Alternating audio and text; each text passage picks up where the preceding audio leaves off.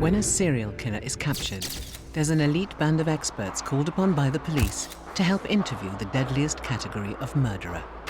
Psychologists, psychiatrists, and profilers, they are men and women who have spent their entire working lives face to face with some of the most dangerous killers the world has ever known. Too many similarities for the question not to be asked, and for you not to say why.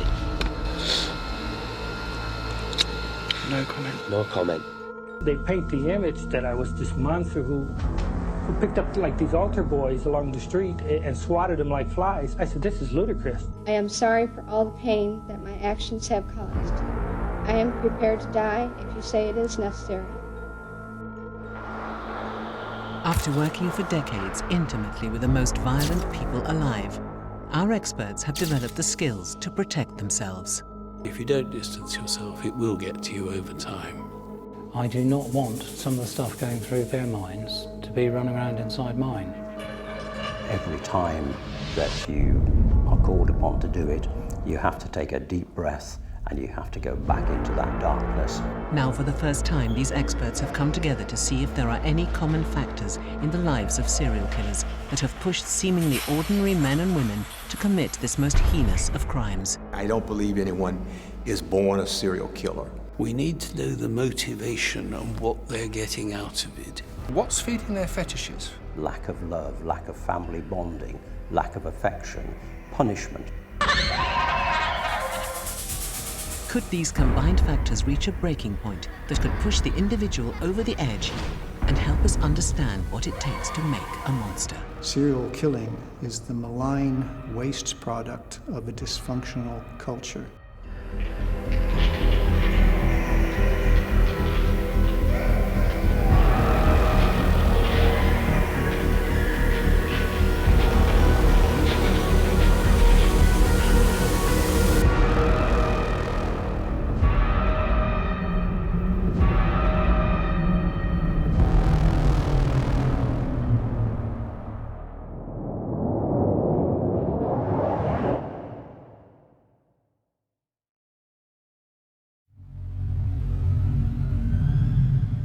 Michael Ross is one of the most brutally sadistic serial killers the world has ever seen. But to most, his name remains virtually unknown. Michael Ross killed 8 different women. He had actually sexually assaulted 7 of the 8, but killed all of them. He was outwardly very respectable, had a decent job, even committed some of his offences whilst wearing a 3-piece suit. He strikes me as an inadequate, sexually obsessed, deluded, obsessive-compulsive serial killer who killed primarily because of the extreme sexual excitation of the act of sex and killing. Yet what makes Michael Ross unique amongst serial killers is how he turned himself in and was prepared to discuss his crimes in unparalleled detail, offering an insight into the mind of a serial killer, unlike anyone before or since. I told her that if she didn't do what I wanted, that I would smash the baby's head against the wall of the house. I raped her, strangled her, and left her for dead. This is the first in-depth study of the killer who became known as the Roadside Strangler, and the first that tries to answer the question of what turned a seemingly mild-mannered insurance salesman into a monster. In 1984, Michael Ross was in prison in Connecticut, awaiting trial after the murder of 8 young women. He was almost certainly facing the death sentence for his crimes. I used them, I degraded them for my own personal pleasure. When I was having problems with women, the pressure would build up. And then when I saw a woman in a vulnerable situation, that was the trigger, and that's when I killed. Dr. Fred Berlin is one of the USA's leading forensic psychiatrists. He has worked extensively with the FBI on serial murder investigations and includes Jeffrey Dahmer amongst his most infamous past patients. You would think that if you killed somebody, that you would have that face imprinted in your mind and that you wouldn't be able to get it out of your mind. I don't have that. I never had that. Dr. Berlin was asked to assess Ross by the killer's defense counsel, but nothing in his long experience as a psychiatrist could have prepared him for the full extent Ross would allow the doctor to explore the dark cave of his psyche. I stopped at the printing shop and picked up some printing stuff. I was on my way home. It was 3:30 in the afternoon on a fairly well-driven road. She was walking along the side of the road. I just stopped the car, went, raped her and killed her. This is the first time Dr. Berlin has heard the voice of Michael Ross since he last treated him as a patient in 2003.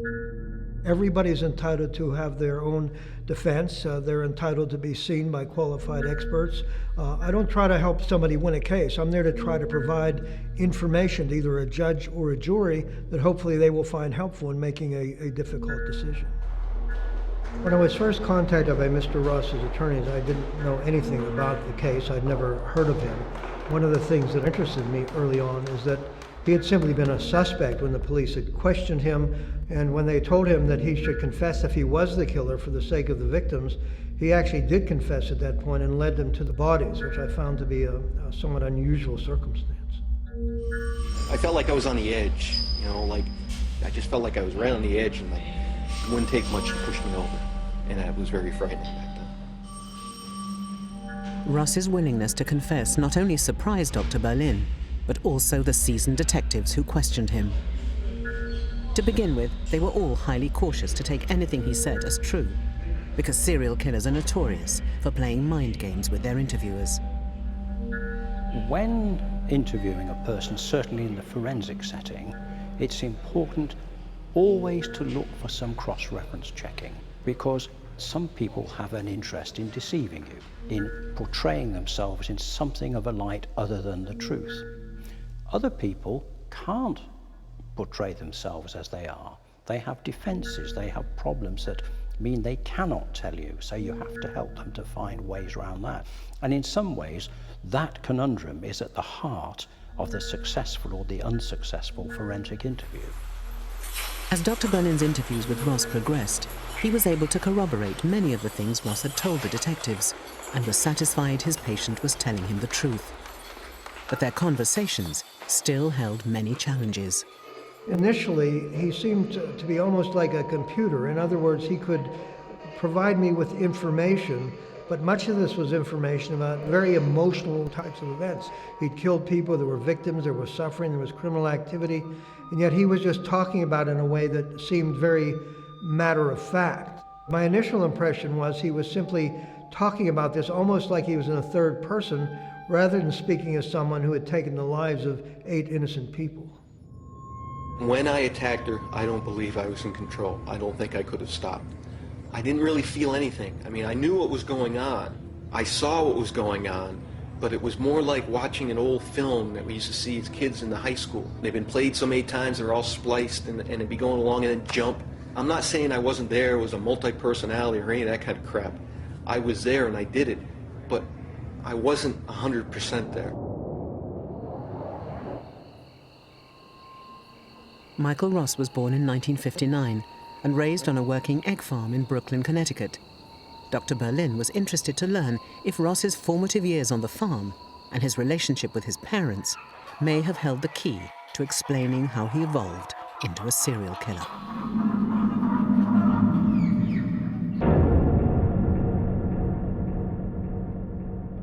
He was very, very adamant that he did not want his mother in particular to be blamed for the things that he did. Again, he said he didn't have much memory of his childhood. He did not want to talk at all about his mother, particularly anything negative. I later found out through independent sources that his mother had likely had some form of mental illness, that she had treated him very badly, a lot of physical disciplining and so on. But Mr. Ross himself was very adamant that he did not want bad mothering to be blamed for what he had done, and really was very hesitant to say anything about his mother in particular. His mother certainly had very marked mental health problems, and that can only have had an effect, really, well, given the nature of those mental health problems and what we know about the instability of the relationship with his mother. The mother is usually, not always, but usually the primary caregiver, the person with whom the child has most interaction in the early years. Those early years are when the person's crucial social development takes place. It's through feeling recognised, feeling responded to, feeling you matter, that a young child will develop the ability ultimately to see other people's perspectives or regulate and control his or her own conduct. Now, when that sort of process goes wrong, for example, if you've got a mother who is unresponsive or erratically responsive, well, it can create the context for problems later on. It doesn't cast things in tablets of stone, but all too often one set of disadvantages can lead to another, and so the person begins to develop in a more and more unusual and, well, antisocial kind of way. Unable to form any consistent or fully loving bond with his parents, Michael threw himself into working on the family farm with them. At least working with them brought him a sense of proximity, if not the closeness that he longed for. But as much as he loved working on the farm, even as a boy he was given more and more duties. One job in particular that many would consider to be unsuitable for a child to perform. A job that may have given him his first pleasurable sensation in taking a life.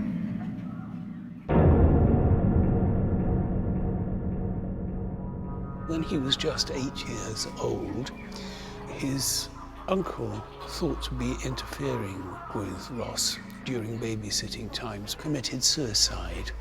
And when the uncle died, there was a job vacancy for the person who had to kill the malformed chickens and the ones that were ill by manual strangulation. Mr. Ross never made any excuses for his behavior or tried to explain it in terms of life experiences. In fact, he had very little memory of that. So he knew that he had strangled these chickens, but he really didn't have much memory of it. I simply recall thinking at the time that for a young child, 7, 8 years old, to be asked to do this is just not something that should be expected of any youngster that age. I think if you had a person who had only experienced that, it would be unlikely that that would lead on to the killings that we look at later. If you look at what goes on today in battery farming, there are people whose task is to see unviable animals sent on from this world. They don't become serial killers. They become ordinary, well-balanced people. Dr. Julian Boone is one of the country's leading forensic psychologists and has clinically assessed dozens of murderers in his long and esteemed career. He believes the killing of the birds is a chilling forewarning for what was to come in Ross's adult life. It is far from unlikely, in my view, that he got excitement out of doing that at 8. So although he's in what Freudians would call the latency period, where sex takes a back seat, it doesn't prevent people who are between 5 and puberty getting excited by whatever, some things that cause them to be sexually excited. And if he was getting off on that, well, it's a hop, skip and a jump to gradually emerging to making strangulation his preferred thing that he gets sexual gratification from. As his frustrations with farm life grew, Ross was about to find a new means of venting his anger. He was about to attempt to graduate from farm animals to human beings. There is a clear thread between people who abuse physically, sometimes sexually, animals, and those that may then progress into causing injuries to humans. I mean, and certainly there's a very clear association between people who abuse their domestic pets and those that abuse their children. And this is something we're trying to train the veterinary surgeons to understand, that if an animal comes in with repeated injuries, they need to tell the social services and warn them that the children may also be at risk. But there is a clear line between causing injury, maybe simply pulling the wings off butterflies, through injuring smaller mammals up, and it's a clear progression. It doesn't happen in every case, but it is certainly a clear sign. Despite his disturbed upbringing, Ross excelled at school, and in 1977 he won a place at the prestigious Ivy League university, Cornell. But he looked old for his years, which immediately set him apart from the crowd, a problem only compounded by his increasingly detached persona. Despite joining many different clubs, he remained something of a loner, increasingly seeking solace in the fantasy side of his life. The fantasy component of a serial killer's life can begin a long time before they actually take steps to fulfill it. And I'm sure there are a lot of people who never get past the fantasist stage. Their sex life is entirely fantastic in the sense that it's in their own mind and is satisfied by simple masturbation or something of that sort. But there are a few who need to take it that step further, and then those fantasies need to be transformed into some degree of reality. He first had fantasies about kidnapping a woman or a girl and getting her to love him, and then ultimately they would get married.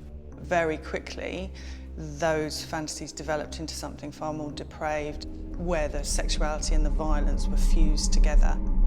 He was a bright boy, IQ of 122. He went to university to study, I think, agricultural economics, and was also working full-time on the farm, so he could cope.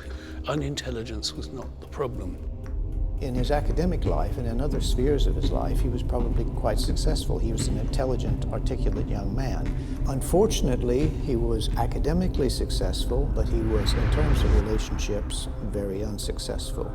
He had a very serious relationship. He thought they were going to marry. She was very important to him. I think he genuinely cared for her, but the relationship began to deteriorate. She was pregnant. She aborted that pregnancy. They eventually split up, and it was probably at her initiation. And I think that experience really damaged Ross, because I don't think he was a very robust, well-developed, confident individual. The rejection by his girlfriend saw Ross retreat deeper into his fantasy world.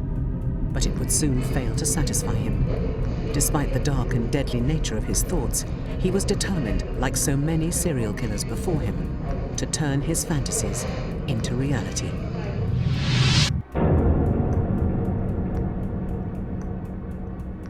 Ross was extremely sexually frustrated. He wasn't successful with women, and he was increasingly living in this fantasy world and drawing succor from it and drawing strength from it, to the point where he could begin to see himself successfully abducting and raping. And he really needed to do that now, because he was a full-blown obsessive compulsive.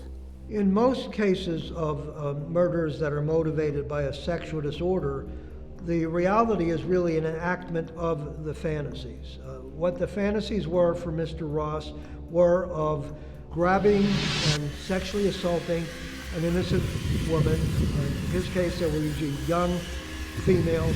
The fantasy included, in conjunction with the sexual assault, strangling them, which would even further intensify his sexual excitement, and actually having them die. And again, part of the pathology of this disorder is that whereas most of us would be having empathy for what the victim is going through, these thoughts and fantasies and behaviors simply further intensified his sexual excitement. He is not sexually competent. He is not sexually appreciated. His attempts to make contact with women are failures. Now, whatever the reason, this can build up as a sensation of rejection and loss of control. And then there's the overcompensation, where they seek to get that recognition and attacking people, and then having sex with them in that context is their way of satisfying that particular set of conflicts. And the problem often is that reality doesn't conform as well to their fantasies as they want. And having done it once, they feel they can refine the fantasies, refine their modus operandi, and do it again. And that's the start, that's the genesis of the serial killer. By the summer of 1980, the fantasy world Ross inhabited was no longer enough to satisfy him. He was now ready to take his first tentative steps out of his fantasy world. He was about to become a stalker and start rehearsing for murder.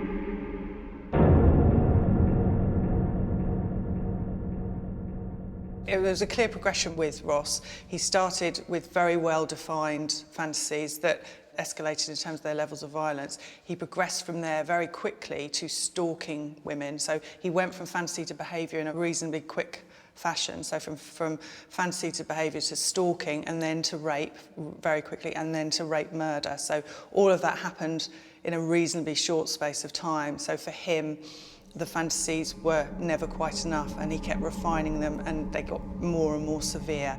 Mr. Ross's crimes aren't planned in the way that a bank robber would sit down and think about it and design a careful plot in terms of what he was going to do. But that's not to say that there wasn't premeditation in the sense that he's responding to recurrent fantasies and urges and desires that are with him. And so these were with him, and he would talk about that most of the time. He would talk about trying to fight the urges. He would talk about trying to not leave home out of fear that he would act on them. But you can't not leave home, and then he would leave home, and eventually he might see an attractive woman in a vulnerable situation that would heighten the urges even further. There were times when he could fight that urge and not give in, and there were other times where ultimately he did give in. Ross was by now looking for women on a daily basis, hunting them on campus, supermarkets, and local diners. Yet the stalking too was soon to escalate, with him finding his urges too great to simply hang back and watch.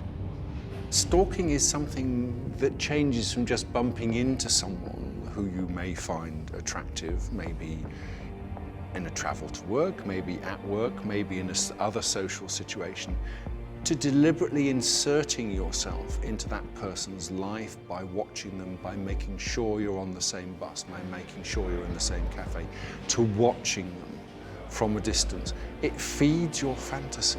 You know, it feeds the desire to actually make a permanent, proper contact with that person.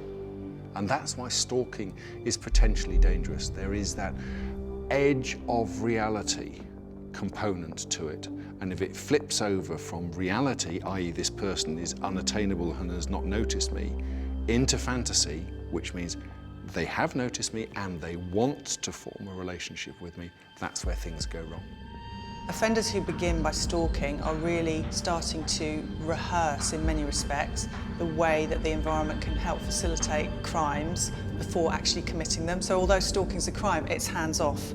There is no, it's just watching, it's observing, it's taking notice of everything that's going on. Stalking doesn't invariably lead to killing. It can be an activity in its own right. It's something where sometimes they begin to refine the technique. And also, it can give some people an intense sense of, well, connection to the victim, but also a sense of being alive, that this is for real, they're actually doing something, it's not just thinking about something. Ross's stalking behavior brought him an intimate knowledge of the Cornell College campus and surrounding towns. In doing so, he'd mapped out something all prospective serial killers require: a hunting ground.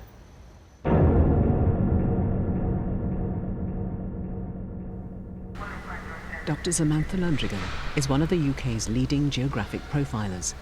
She assists the police in murder cases by helping them create murder maps, maps which demonstrate how killers are creatures of habit and habitat. She believes the Cornell University campus provided the perfect hunting ground for Michael Ross. The college campus for Ross was perfect because he wouldn't have looked out of place there, because he himself was a student, and at the same time he will have been surrounded by potentially suitable victims, young women who were going about their business, and many, many different potential opportunities or potential targets from which he could then select in terms of suitability. And of course, not every potential victim is going to be suitable, because that's all processed or perceived in the eyes of the offender. Many offenders are really specific about the type of victims that fulfills their fantasy. It may be the way they look or the way they move, any number of things. And so many will be passed over, but with such a large pool of potential victims, Ross was bound to be able to find those that fit particularly his fantasy. This then elevated in his final year at university to following women and making them know that he was following them home and putting them in a state of fear. And that state of fear was an aphrodisiac to him, culminating in him taking his first plunge by having a rape on a girl, which he was not convicted for, and he says if I saw a vulnerable female, I would want to enact my fantasy. It does illustrate the power of fantasy. He said once the fantasy was there and the opportunity was there in his mind, then it was going to happen. I couldn't stop myself. Fantasies almost always progress. And it's interesting that his fantasies when he was younger was getting off the farm, and then as puberty kicked in, as a sexual life kicked in, his fantasies developed that component too. And then, when it wasn't really fulfilled in his day-to-day life, he wasn't able to satisfy those sexual components. Normally, he built in death. On the 12th of May 1981, Ross's murderous fantasies reached melting point, and he claimed his first victim, a young student called Jong Nok Tu. Murdered on campus and thrown off a bridge, her death was initially treated as suicide, but police soon realized that an outsider may have been involved. Having gotten away with murder for the remainder of his semester, Ross lay low. By the summer of 1981, he graduated from Cornell. He found work as an insurance salesman and hit the road, traveling interstate to sell his policies. In rapid sequence, he would kill 7 more young women, all in the brief space of 3 years. His MO was the same in all cases. They would be abducted, strangled, and left face down by the roadside. But Dr. Fred Berlin believes that while Ross's desire to kill was escalating wildly, it was a desire he fought to contain. The first murder is the one that not only is horrible for the victim, but traumatic for the offender. Mr. Ross had, and I believe this to be true, fought these urges for a very long time.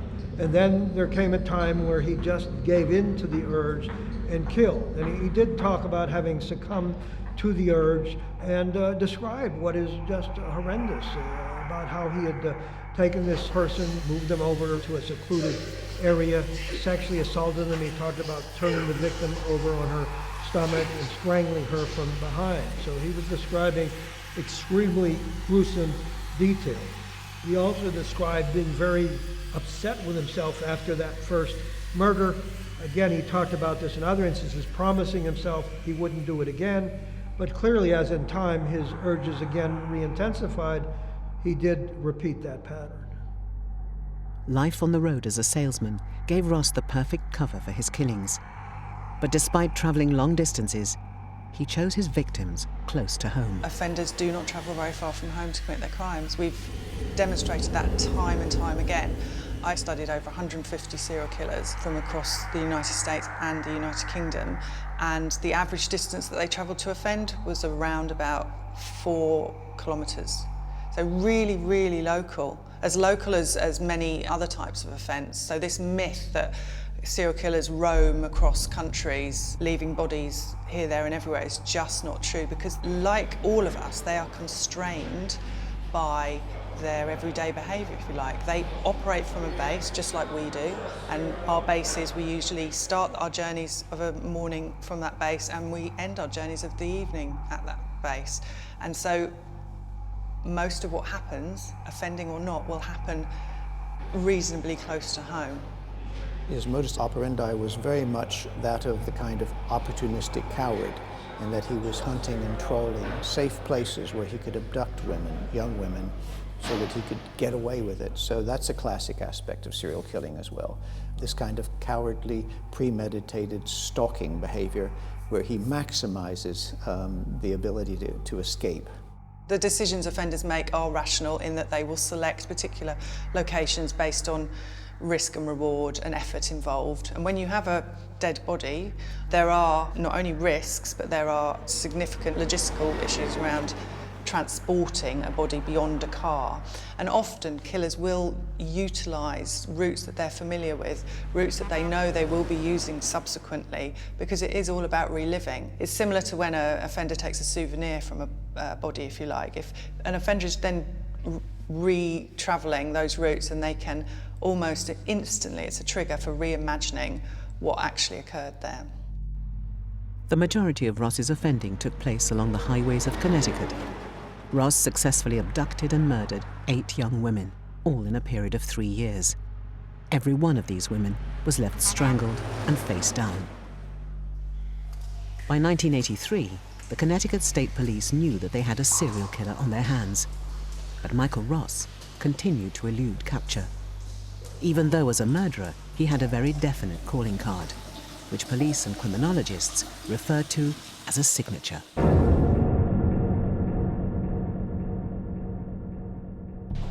Dr. Richard Shepherd was the UK's leading forensic pathologist.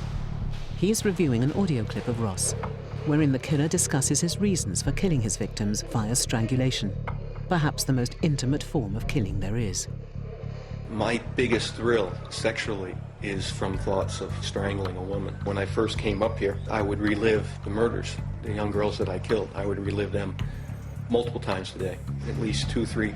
And on bad times, this is kind of a cyclical thing. There'd be periods of time, I'm talking over weeks now, where I would masturbate to these thoughts to the point of actually having sores on myself. Strangulation is much faster than everyone thinks it's going to be. And one of the things we know is using people who have strangled themselves using a ligature in sexual paraphilias. And we know that the people in those cases usually become unconscious within about 15 to 20 seconds. So it's that quick. And death will follow quite quickly after that. If we transpose that to a manual strangulation, my guess is that, you don't have long periods of struggling and fighting in reality. But of course, what he perceives is a totally different thing. We all know that time is an elastic thing. Sometimes time can be immensely long, and sometimes it can be short. So my guess is his perception of the time it took to strangle them is actually wrong, but his memory of it, his internal memory, is correct. He thinks it took a long time, but in fact it didn't. Ross himself, however, lost in the frenzy of murder, believed in his mind that strangulation was a protracted experience. He said most people watch television and think, oh, it's just up to 5 minutes and that's all there is to it. In fact, it goes on for about 20 to 30 minutes or more sometimes. And he says, and that's an additional thrill. So it's long and it's manual and you get the feel of the person dying. And so it reifies and makes it more sensational, more direct than a quick knife job. It was the killing that he said he enjoyed most. That was the thrill for him. But he was also sexually obsessed, and he was probably masturbating over these imageries long before he carried them out, and then subsequently having killed these women, raped and killed these women, he was continuing to fantasize, but he didn't have to fantasize anymore because he had the pornographic experience in his mind that he could live over and over again and masturbate to. By 1984, Michael Ross had already taken 5 young lives. But in the April of that year, his killing was about to escalate.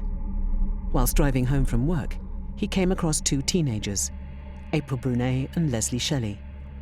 This is Ross describing the terrifying encounter in his own words. I picked them up. They wanted me to drop them off at a gas station. I drove right by the gas station. One of them pulled a knife on me. And I don't know what I said, but I said something, and she gave the knife to me. I obviously scared her. Took them to a place, tied them up. I put the younger girl, Leslie Shelley, into the trunk of the car. And I took the other girl, April Brunais, out, and I raped her and killed her. Leslie Shelley has always bothered me more than the others. I think it was because she was so small. I think it was because she was so cooperative. And I think it was because the way she was killed was so close to the fantasy. It was like it was a fantasy.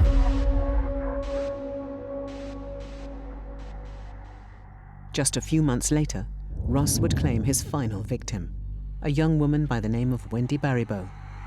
Once again, she would be claimed from one of his highway pit stops. His last crime is particularly significant in terms of the decision he made around the extent to which he went to conceal his victim's body.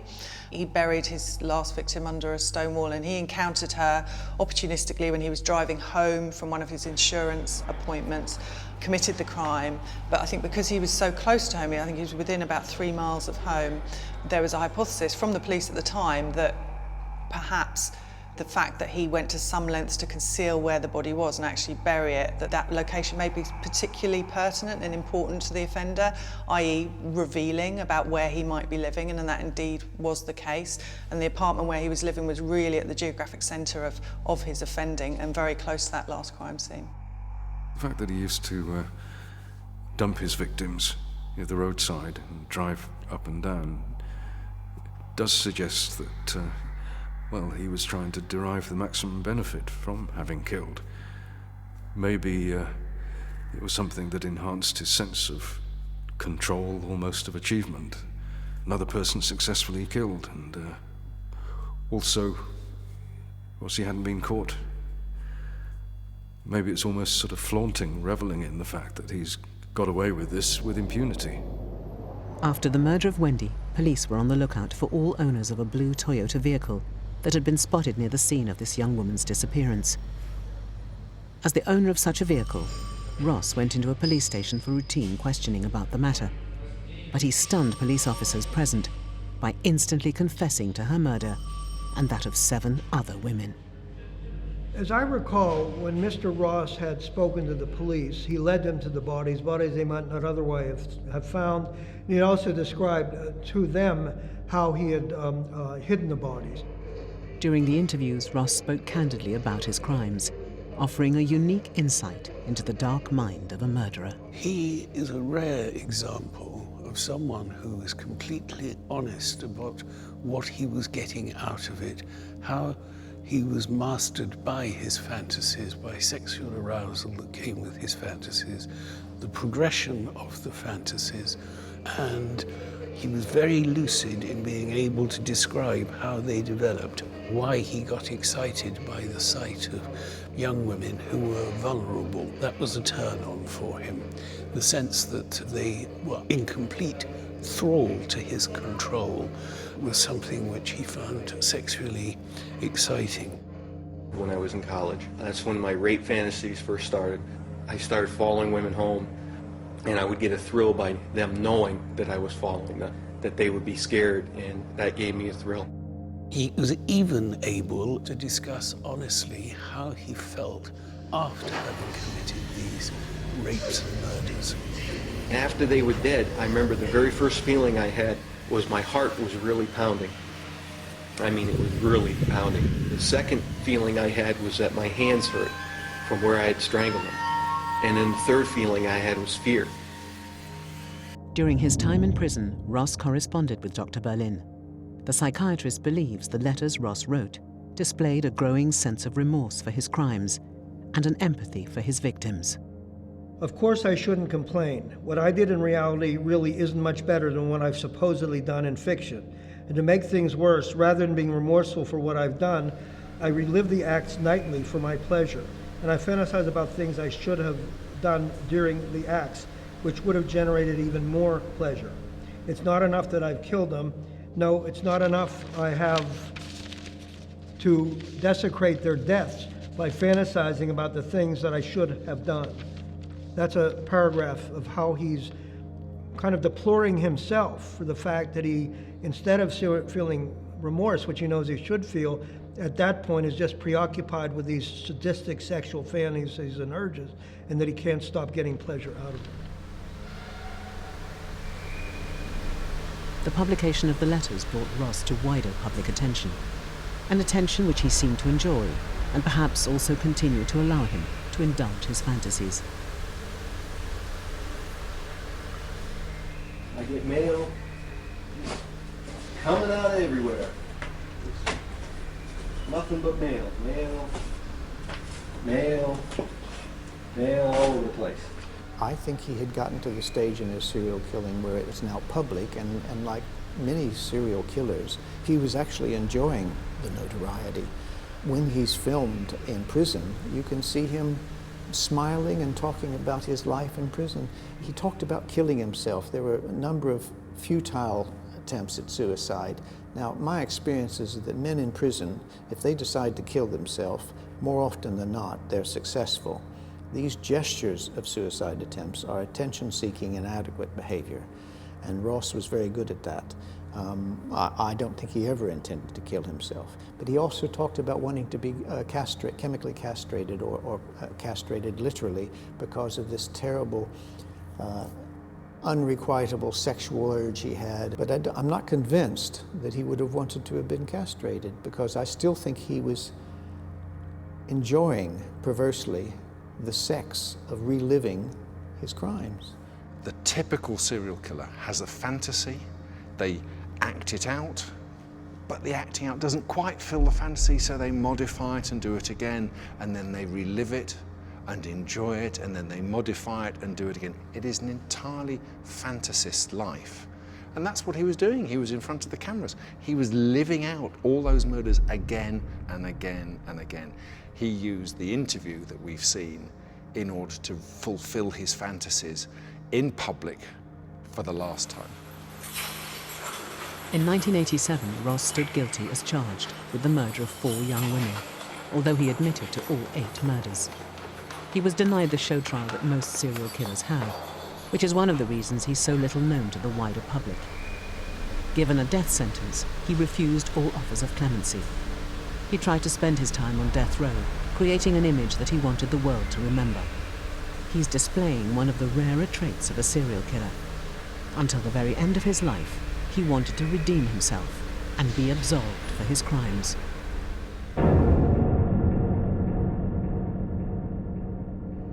Redemption narratives are often a feature of offenders who give up offending. It's as if part of Ross, particularly during his time inside prison, was almost trying on aspects of a redemption narrative. He knew he had to express remorse. Now, one of the things that he had twigged, talking to psychologists, talking to police officers, talking to the court, I don't know, he realized that he had to express remorse because that was the done thing. And that's what he was doing it and why he was doing it. But the bottom line was when he says, I felt nothing. That's the real Ross. That is the psychopath Ross with no association or link with humanity. He wanted to waive his right to a reprieve from execution. And after he died, one of the psychiatrists who tried to insist he was mentally unfit to take that decision and should be kept alive, one of the psychiatrists received a letter from him. He said, "Checkmate, you never had any chance."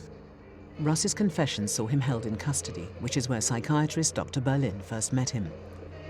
Despite the severity of his crimes, does the willingness of Ross to admit to them, as he said, to spare any suffering to the victims' families, mean that he can truly be categorized as a monster? I'm always concerned in society when we demonize or label other human beings. I've come to learn over time that the people that I interview who have done bad things, metaphorically speaking, have a broken mind in need of repair, that there is a legitimate mental health issue. They're not just evil people who don't care and are doing things with disrespect or disconcern for others. So I think it's that knowledge that's helped me see the humanity and hopefully the ability to look at this objectively, not losing track of the harm they've caused, but also not losing track of the fact that there may be other factors that need to be looked at and that are still very legitimate. If all we do with someone like Michael Ross is send them to prison, there's nothing about prison that can erase these abnormal sexual urges or that can enhance a person's capacity to successfully resist acting upon them. That requires a treatment component. And so if we're just going to get angry and outraged, that's completely understandable. It doesn't solve the problem.